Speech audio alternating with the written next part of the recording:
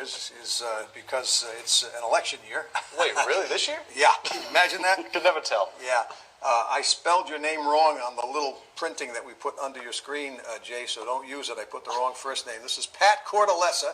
Pat Cortellessa, Republican running for Secretary of State against the incumbent Nellie Gorbea, who was on our Facebook event here this past Friday. And according to you, Pat, everything was okay until Meatloaf endorsed Nellie's candidacy. It was, like I say, we had no control over that. Trust me. I bought a couple of albums this weekend. Just to try and make up, huh? Good for you.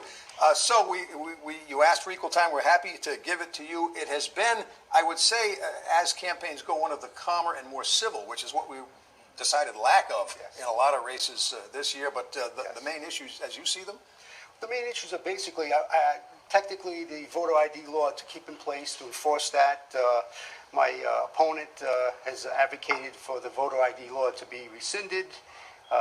So I'm looking at more like turning the wheel to the right a little bit, as they say, in the nautical world.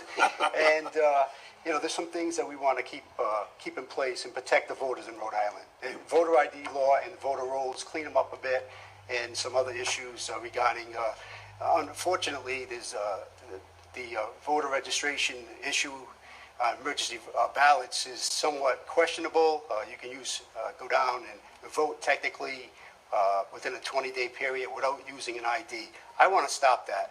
I want to protect Rhode Islanders and protect the integrity of the voting system, and hopefully I can get that chance and they'll give me that opportunity. Do you think anecdotally that there is some problem with that voter ID system as it is now? The voter registration. It's basically it's a backdoor way to avoid the statute on voter ID, photo ID to vote on election day. So that 20-day window, they've watered down the term emergency ballot. It's really any reason now. You don't need a reason to go and vote within that 20-day period before the election.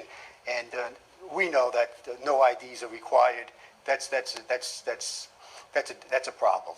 That's priority one if you get elected? That's number one. That would be, the Secretary of State is the chief election official. They have the authority to change that and to enforce a more stricter interpretation of the law. Pat Cortellessa, thank you for joining us. Stick around for the rest of our discussion. Absolutely. If you'd like. While we're on the subject of elections,